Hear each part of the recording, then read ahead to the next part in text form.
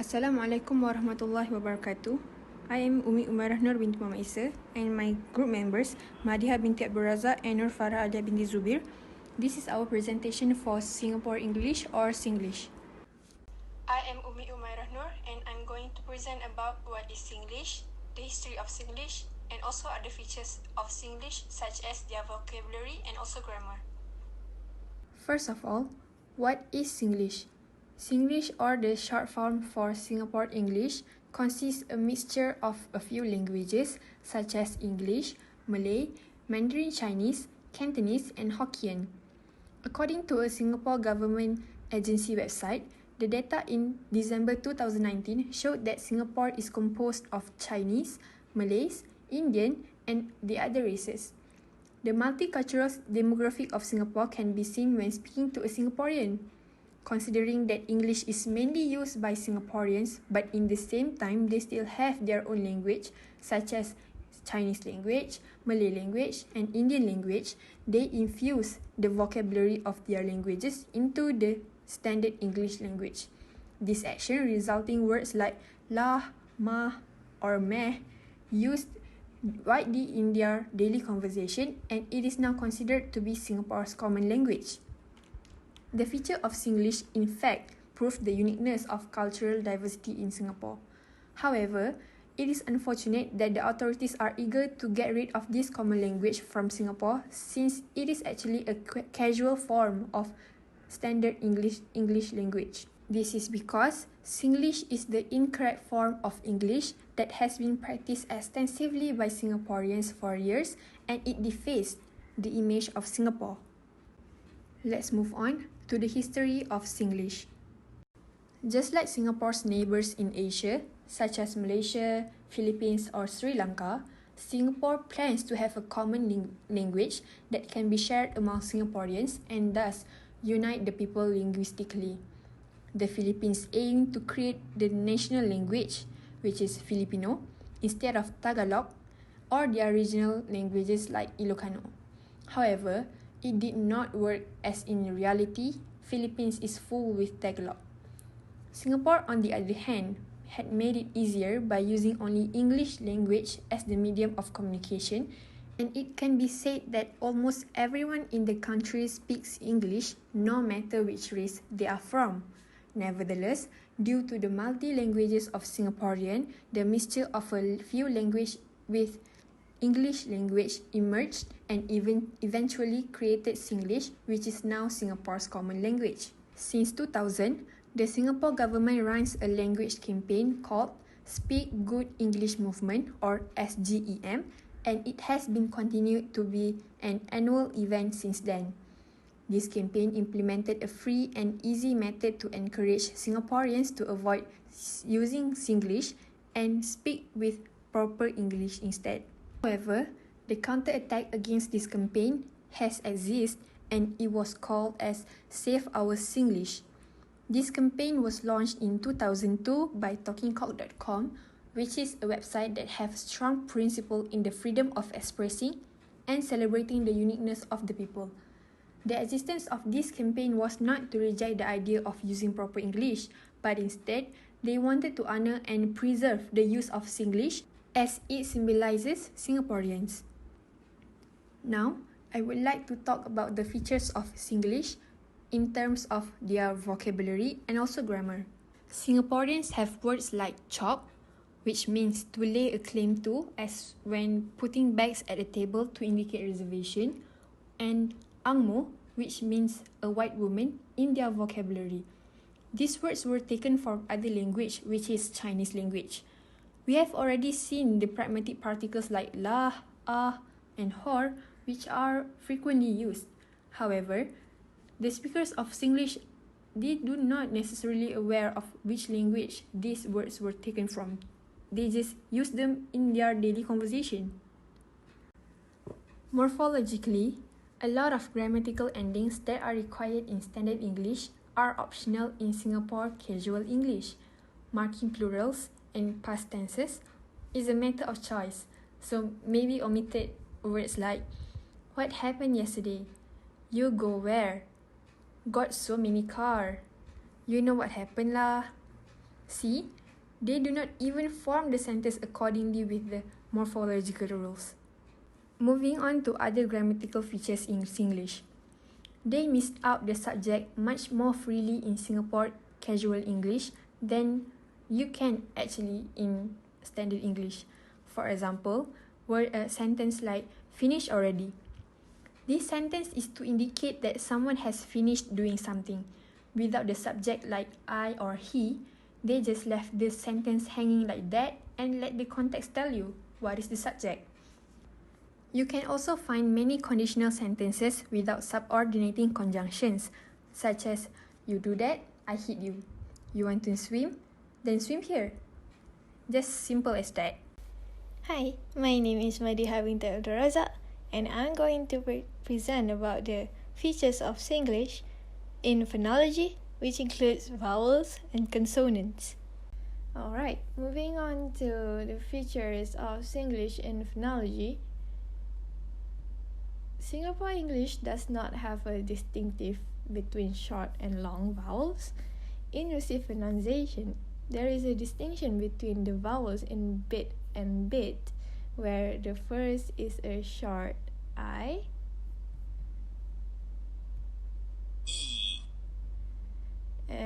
while the second is a long I, which is E.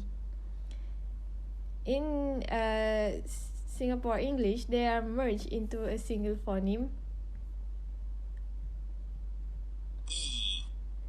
So like a similar case can be seen in words such as foot and goose, which only would be pronounced with a single phoneme.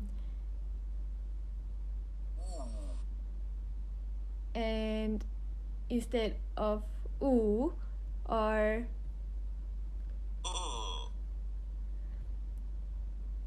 in the case of pet and pet, that is pronounced the same to be pet, because it seems like there is no difference in non-close front monophthongs in Singapore English according to Brown, Lowe and Ditterding. Ditterding 2005 also asserts that previous work has confirmed that A tends to have less diphthongal movement in Singapore English than in many other varieties of English, as in words such as great and rate.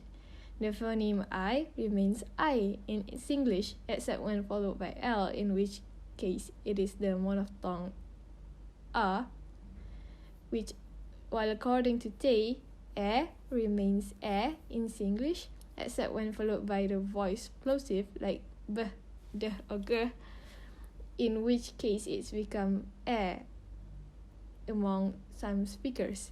Basically, Singapore English does not have lax vowels that received pronunciation speakers have in words such as pit and put, and the vowels are also tenser. In Singlish, diphthongs can sometimes be regarded as monophthongs because the words are pronounced with less glide, such as in words like there and law. Other than that, Singlish speakers usually do not practice unstressed vowels like received pronunciation speakers does, and they lean towards using the full vowels in words such as accept, example, purchase, maintenance, presentation, and such, although reduced or unstressed vowels do occur sometimes in words such as about and again that have a in the first syllable. Let's take a look at some examples for vowels in Singapore English. In this dialogue from the video, you can see the conversation goes like, the first one is Mr. Phua, you're already taking 5 days off. And the second one is, he's at the bus station looking for me alone. So like in Singapore English, they have some changes towards some vowels. Words like days, Singapore English change it into days. Same goes with look. In normal pronunciation, people who speak Singapore English tend to pronounce it as look. Okay, let's take a look at the features of Singapore English in consonants. So think about the word rice, and rise. In received pronunciation, those two words would be pronounced differently, but that is not the case for Singapore English, where it would usually sound the same. Singlish speakers often simplify their final consonant clusters, and as stated by Hui and Teddy in 2005, in most cases, the last consonant in the cluster is omitted. In Singlish, in words like tree and then, the dental fricatives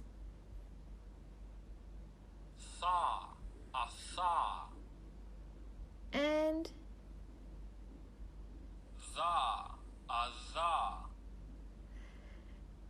would merge with the consonant t and d that would cause the words to be pronounced as tree and then.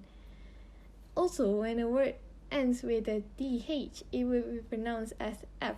For example, the word with or birth, and influenced by the word with, the th in the word without would be pronounced with v in the place of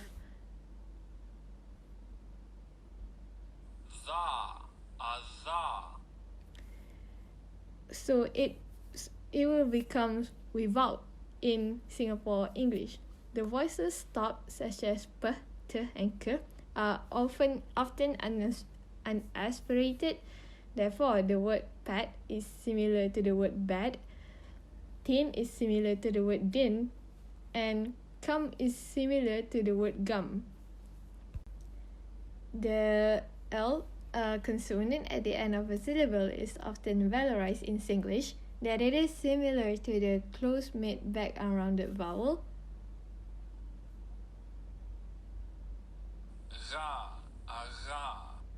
Such as in the word se. The consonant L would also disappear when it meets the back vowels, such as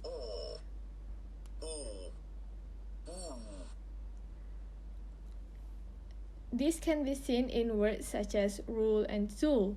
Hence, it would become ro and tu. Syllabic consonants do not take place in Singlish, so words like taken and battle would be pronounced as taken and battle instead of taken or battle. At the beginning of words starting with vowel, the glottal stop will be inserted. Therefore, liaison, or the process of words running onto the next word, does not occur in Singlish. For example, the phrase run out of eggs would be very roughly said as run out of eggs in most dialects in English, but run out of eggs in Singlish. Let's take a look at some examples for consonant from the video. In the dialogues, it was said, huh, then what? And also, that's the problem with Singaporeans. From the highlighted words, they changed the V sound to the sound, and when it is supposed to be pronounced as when, it becomes then. Not only that, words that have syllable in the final position like th, they pronounce it as with an F instead of with a th. Hi, Assalamualaikum. My name is Nurfarah Alia binti Zubir. So today I'll be going to explain about features of Singlish for tones and prosody. Lastly, we have prosody and tones. For tones, there is nothing much to say about it. As we know, Singapore English words and tones are sometimes influenced by numbers of languages. Therefore, Singlish is considered to be a semi-tonal because all the words that have Chinese origin retain their original tones in Singapore English, although words with English, Malay and Tamil origin remain to be non-tonal. Talking about prosody, there are certain parts of the conversation in this video that showed intonation pattern which it is kind of unique. The most obvious one and noticeable in Singlish is early booster at the beginning of the utterance, so people tend to speak with high pitch occurring on the first word. For example, Ayah Rosie, come quickly lah. Can you hear that at the beginning of the words? There is a high pitch occurring on the first word. Not only that, what differs Singapore English to British, American, or Australian English is its remarkable intonation pattern. Singapore English has a distinctive rhythm, which has been described as a machine gun style. In comparison to other varieties of English, Singapore English has less distinction between stressed and unstressed syllables with its tunes of speech. To conclude, Singapore English has been one of the interesting accents. We can see, based on its own history, also features of Singlish, as Singapore is a country which is similar like Malaysia in terms of a country that has many races like Malay, Indian and Chinese, but the difference between the two is that all the races speak one language, which is English, and one of the ways to identify themselves is based on their accent, as Singlish is influenced by all those races. English is indeed a language that has various forms of accents, and each accent has its own unique characteristics.